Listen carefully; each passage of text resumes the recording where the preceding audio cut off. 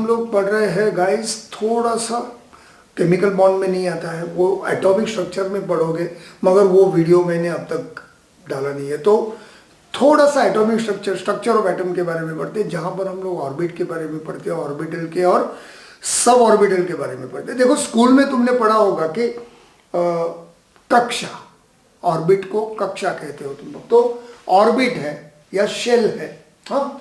तो sodium atom का atomic number 11, मतलब क्या होगा, सोडियम एटम में 11 इलेक्ट्रॉन्स है, 11 इलेक्ट्रॉन्स है।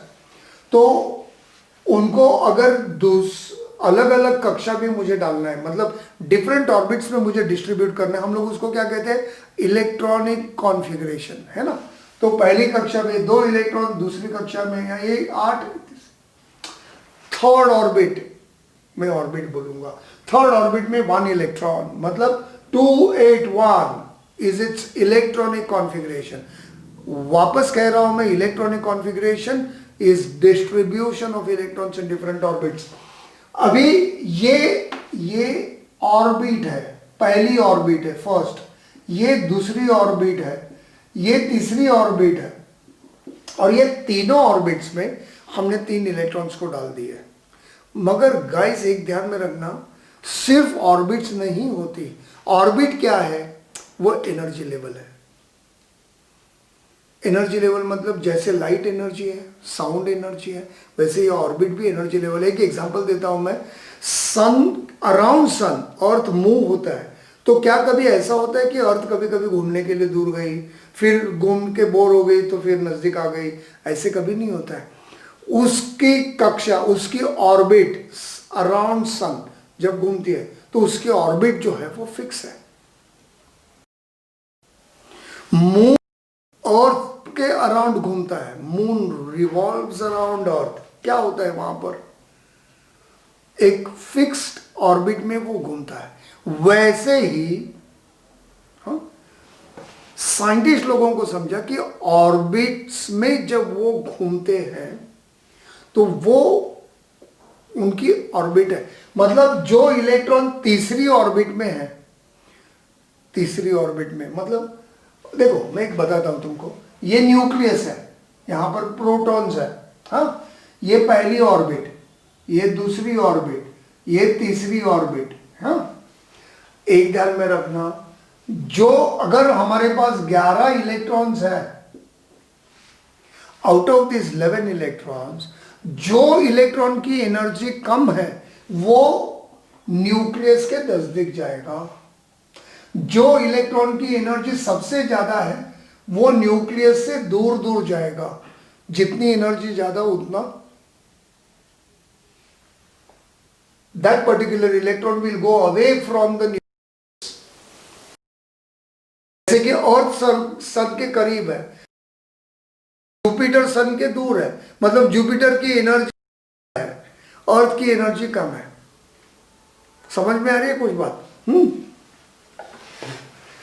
अभी मैं एक बात कहता हूं तुमको, हमने स्कूल में सिर्फ ऑर्बिट्स पढ़ा, मतलब एनर्जी लेवल पढ़ी, है ना। मगर ध्यान में रखना, ऑर्बिट में ऑर्बिटल्स होती है, मतलब ये ऑर्बिट ऑर्बिटल्स से बनी है, और ये ऑर्बिटल्स सब ऑर्बिटल से बनी है।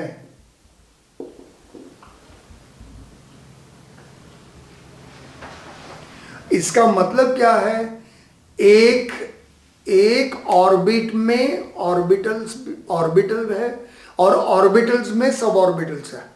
मतलब जब मैं कहता हूं एक ऑर्बिट है तो मैंने मान लिया कि उसमें सब ऑर्बिटल्स भी है और ऑर्बिटल्स भी है। एक उदाहरण देता हूं मैं, एक पेन मैंने लिया तो वो पेन में, pen is made up of refill and refill is made up of ink.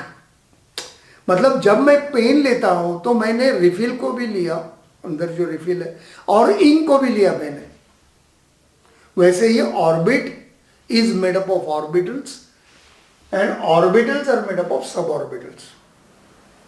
इतनी बात समझिए। 4 टाइप की ऑर्बिट्स होती है, सॉरी 4 टाइप की ऑर्बिटल्स होती है। हाँ, पहली होती है एस ऑर्बिटल, दूसरी होती है पी ऑर्बिटल, तीसरी होती है डी, चौथी होती है एफ। मतलब first orbit is made up of S orbital, दूसरी orbit is made up of S and P. वो मैं बताता हूं। मतलब ये 4 टाइप की ऑर्बिटल्स होती है और ये ऑर्बिटल्स ऑर्बिट में होती है। अभी एस ऑर्बिटल ये सब ऑर्बिटल से बनी है, पी ऑर्बिटल में भी सब ऑर्बिटल्स है, डी में भी सब ऑर्बिटल्स है, एफ में भी सब ऑर्बिटल्स है। तो एस में कितनी सब ऑर्बिटल है? सिर्फ एक, जिसको बॉक्स से रिप्रेजेंट करते हैं, बॉक्स। पी में कितनी सब ऑर्बिटल्स है? 3। मैं ये यहां पर लिखता हूं। पी में कितनी सब ऑर्बिटल्स है? 3। डी में कितनी सब ऑर्बिटल्स है? 5। एफ में कितनी सब ऑर्बिटल्स है? 7।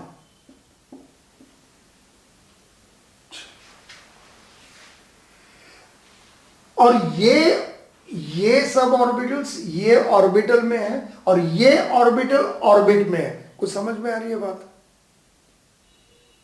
ठीक है, हमेशा ध्यान में रखो, एक ऑर्बिटल की कैपेसिटी 2 इलेक्ट्रॉन्स की होती है। अच्छा, ये ऑर्बिटल्स में और क्या फर्क है मैं बताता हूं। एस ऑर्बिटल, हाँ, एस ऑर्बिटल, ये सब ऑर्बिटल्स है ना, उनका शेप अलग अलग है। एस ऑर्बिटल का शेप होता है ना, वो स्पेरिकल होता है। स्पेरिकल मतलब कैसे? ऐसा राउंड नहीं सोचना। जब तुम सोचोगे ना एस ऑर्बिटल स्पेरिकल शेप, तब तुम सोचो फुटबॉल शेप। फुटबॉल शेप मतलब जब हम फुटबॉल कहते हैं तो वो 3 डायमेंशनल शेप हमारे माइंड में आता है। वैसे ही तुम एस ऑर्बिटल का शेप कंसिडर करो, स्पेरिकल शेप। पी ऑर्बिटल का शेप होता है ना, वो डम्बेल शेप होता है। डम्बेल मतलब कैसे? एक अप्रोक्सीमेशन में बताता हूं मैं तुमको। एक लंबा वाला बलून, पता है कि नहीं? वो लंबा वाला बलून डम्बेल कैसा होता है जिम में, है ना, वो डम्बेल के जैसा। या लंबा वाला हम लोग ड्रॉ कैसे करते हैं? लंबा वाला बलून को अगर मैंने लिया और उसको, बलून पता है ना, खेले होगे बचपन में, वो लंबा वाला बलून को अगर मैंने बीच में पकड़ा और ये दोनों साइड्स को मैंने ऐसे ऐसे घुमा दिया, तो यहां पर पकड़ा है, देखो ये एक लोब दिख रहा है तुम्हारे माइंड में, 3 डायमेंशनल ऐसा लोब दिख रहा है। ये एक लोब और यहां पर एक लोब, ये पूरी एक पी ऑर्बिटल हो गई। तो पी ऑर्बिटल, डी ऑर्बिटल का शेप ऐसा ही, ये डम्बेल शेप, ये डबल डम्बेल शेप, मतलब एक डम्बेल ऐसा, दूसरा डम्बेल ऐसा। और एफ ऑर्बिटल का शेप होता है कॉम्प्लिकेटेड, मतलब वो अभी सोचने की जरूरत नहीं। एटॉमिक स्ट्रक्चर में भी हम उसके बारे में, ये लेवल के लिए उसके बारे में सोचने की जरूरत नहीं है, काफी कॉम्प्लिकेटेड है। तो एस पी डी एफ, उनके शेप्स अलग अलग होते हैं। एस ऑर्बिटल का football shaped S orbital, P orbital का डम्बेल। तुम कहोगे सर इसमें 3 पी ऑर्बिटल्स है तो 3 डम्बेल शेप्स होगी क्या? होगी। फिर ये 3 डम्बेल शेप्स कैसे होगी? एक पी ऑर्बिटल, एक ऑर्बिटल को एक्स एक्सिस पे, दूसरा वाई एक्सिस पे, तीसरा जेड एक्सिस पे, दिख रहा है? फिर ये डम्बेल शेप्स कैसी होगी, उनका अरेंजमेंट कैसे होगा? एक्स एक्सिस पे होगा, वाई एक्सिस पे होगा, जेड एक्सिस पे होगा। ये तो 3 हो गई और 2 बच गई, तो उनको एक्स और वाई एक्सिस के बीच में, या कैसे उनका प्लेसिंग है एटॉमिक स्ट्रक्चर में, काफी अच्छे से हम लोग पढ़ेंगे। मगर ये अभी समझा, अगर तुमको चाहिए तो ये समझ गया तुमको। और कॉम्प्लिकेटेड है एफ ऑर्बिटल का शेप। हमेशा ध्यान में रखो, एक ऑर्बिटल में सिर्फ 2 इलेक्ट्रॉन्स हो सकते हैं। एरो देखो मैंने कैसे किया, अपोजिट्स में, अपोजिट एरोस के। अपोजिट एरो का मतलब क्या होता है? उनके स्पिन अपोजिट है। भाई अपोजिट स्पिन की जरूरत क्या है? याद करो पिछले वीडियो में, अगर उनका अपोजिट स्पिन होगा तो ही वो दोनों में फोर्स ऑफ अट्रैक्शन होगा, और फोर्स ऑफ अट्रैक्शन होगा तो ही एक सब ऑर्बिटल में वो दोनों साथ में रह सकते हैं। रिपल्शन होगा तो साथ में नहीं रहेंगे। मतलब एक सब ऑर्बिटल में जो 2 इलेक्ट्रॉन्स है, अगर ये सब ऑर्बिटल मैंने लिया, इसमें दोनों इलेक्ट्रॉन का स्पिन अगर सेम है, या तो मैं ऐसे लिखो या ऐसे लिखो, मैं मतलब बताता हूं, इसको कहते हैं parallel spin, sorry clockwise spin, parallel, और इसको कहते हैं anti parallel, anti clockwise spin. हाँ, अगर ये दोनों का स्पिन सेम है तो दोनों में फोर्स ऑफ रिपल्शन होगा, वो साथ में रहेंगे ही नहीं। और एक सब ऑर्बिटल, ये बॉक्स मतलब सब ऑर्बिटल हो गया, एक सब ऑर्बिटल में 2 इलेक्ट्रॉन्स होते हैं विथ अपोजिट स्पिन्स। ये जो मैंने बताया वो एक रूल है, उसको कहते हैं पॉलीज एक्सक्लूजन, एक्सक्लूजन प्रिंसिपल। क्या कहते हैं? Pauli's exclusion principle. Pauli's exclusion principle कहता है capacity of each sub orbital is 2 electrons with opposite spins. इतना समझा तुमको? अभी मैं बताता हूं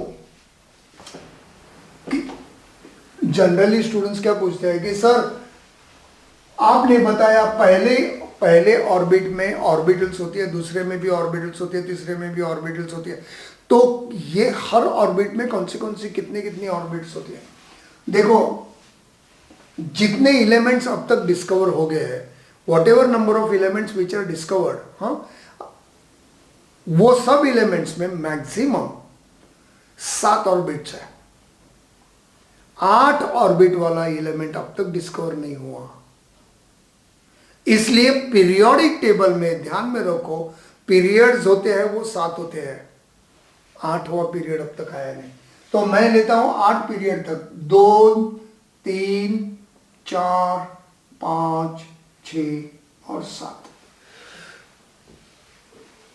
ये है ऑर्बिट। दिख रहा है तुमको ऑर्बिट? हाँ, तो पहले ऑर्बिट में ध्यान में रखना हमेशा, first orbit is made up of only S orbital, और एस ऑर्बिटल में एक बॉक्स होता है। हाँ, second orbit is made up of S and P orbital, third is made up of S P D orbital, fourth is made up of S, P, D and F orbital. Fifth is made up of S, P, D and F orbital.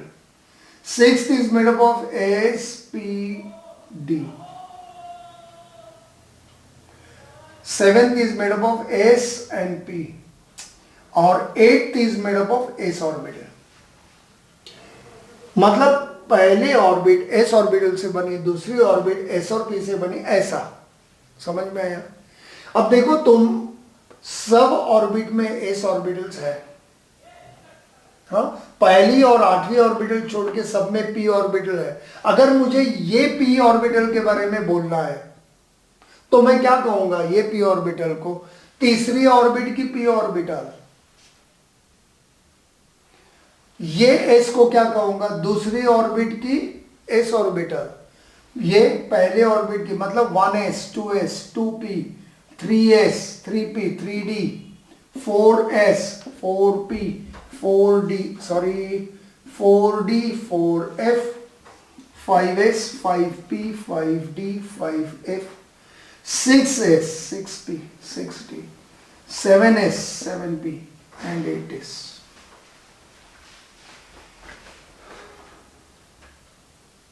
जब मैं कहूंगा 4d का मतलब क्या हुआ?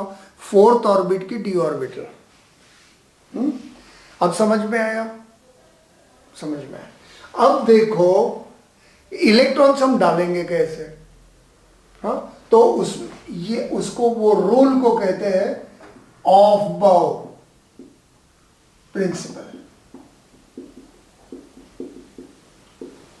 Of बाउ principal क्या कहता है? Electrons they occupy the orbitals which are at lower energy then higher energy। मतलब इलेक्ट्रॉन्स पहले वो ऑर्बिटल्स में जाएंगे जिनकी एनर्जी कम है, फिर वो हायर एनर्जी पे जाएगा। समझ में? मतलब क्या होगा? अभी ध्यान में कैसा, इतनी सारी ऑर्बिटल्स में कौन सी लोअर एनर्जी कौन सी हायर एनर्जी मैं बताता हूं। ऐसा एक डायग्राम ड्रॉ कर लो।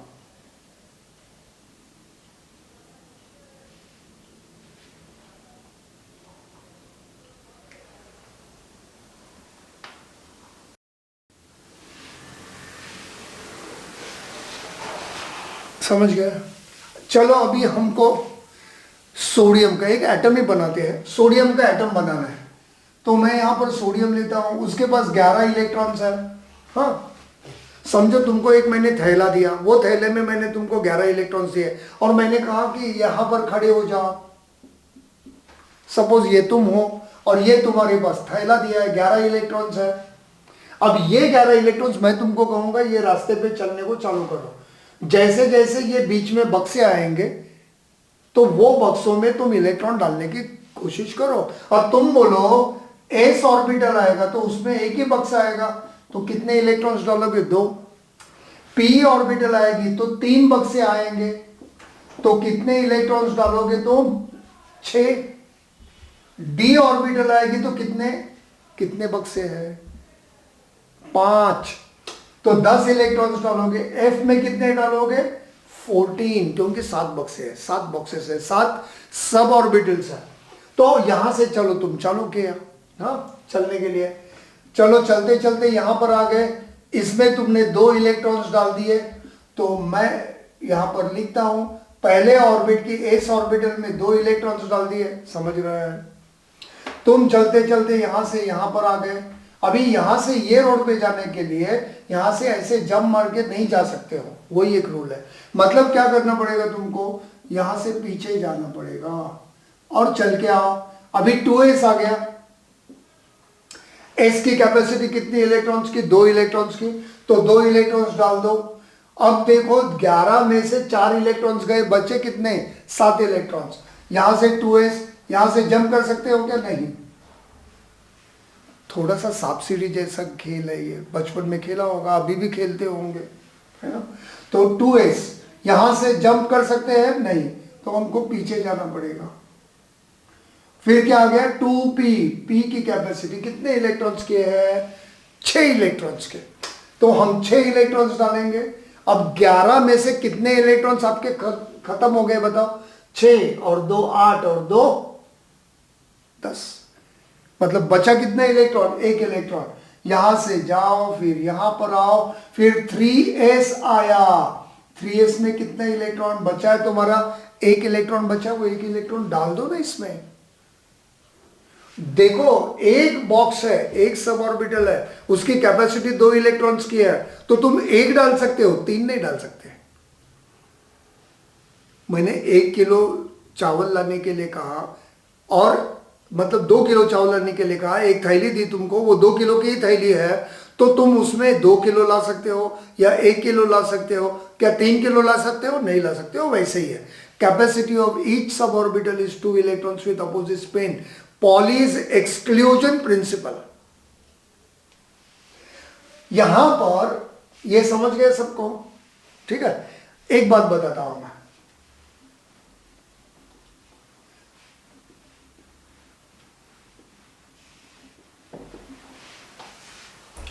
अगर मैंने सपोज एक एलिमेंट लेता हूं मैं, कार्बन लेता हूं 6, क्या कैसे करोगे? पहले ऑर्बिट में 1s2 आएगा बराबर, फिर 6 में से 2 गए, 4 बचे, 2s2 आएगा, और 2p में 6 नहीं होंगे, कितने बचे हैं? 2 इलेक्ट्रॉन्स बचे। देखो ना इसका, फर्स्ट में 2, सेकेंड में 8, तीसरे में 1, हो गया ना ऑर्बिट वाला कॉन्फ़िगरेशन जो तुमने स्कूल में पढ़ा है ना? वैसे ही अभी एस के रिप्रेजेंटेशन ऐसे हो गए, ये 2 इलेक्ट्रॉन्स यहां रख दिए, ये 2 इलेक्ट्रॉन्स मैं यहां रखता हूं, और ये पी में यहां पर 2 इलेक्ट्रॉन रख सकता हूं मैं, मगर रखने का नहीं। वहां पर एक साइंटिस्ट है, उसका नाम है हंट, और उसको कहते हैं Hund's rule of maximum multiplicity. वो हंट्स रूल क्या कहता है कि electrons will occupy the orbital singly, पहले इलेक्ट्रॉन्स ऑर्बिटल्स में एक एक जाएगा, and then they will pair up. मतलब अगर मैंने नाइट्रोजन लिया, हाँ, उस इलेक्ट्रॉन्स एस में 2 इलेक्ट्रॉन्स, ये P में कितने हैं? 3। क्या मैं यहां पर 2 और यहां 1 लिखो? नहीं, 1 1 1। अगर यहां पर 4 होगा तो क्या होगा? पहले 1 1 1 डालो, फिर चौथा। समझ गए? ये कॉन्फ़िगरेशन तुमको आएगा। मैंने जो डायग्राम दिया ना, वो डायग्राम तुम ध्यान में रखो, नोटबुक पे लिख के लिया होगा। नहीं लिखा तो वापस वीडियो प्ले करके वो डायग्राम ड्रॉ करो, जो 1s 2s है, सब सीढ़ी वाला।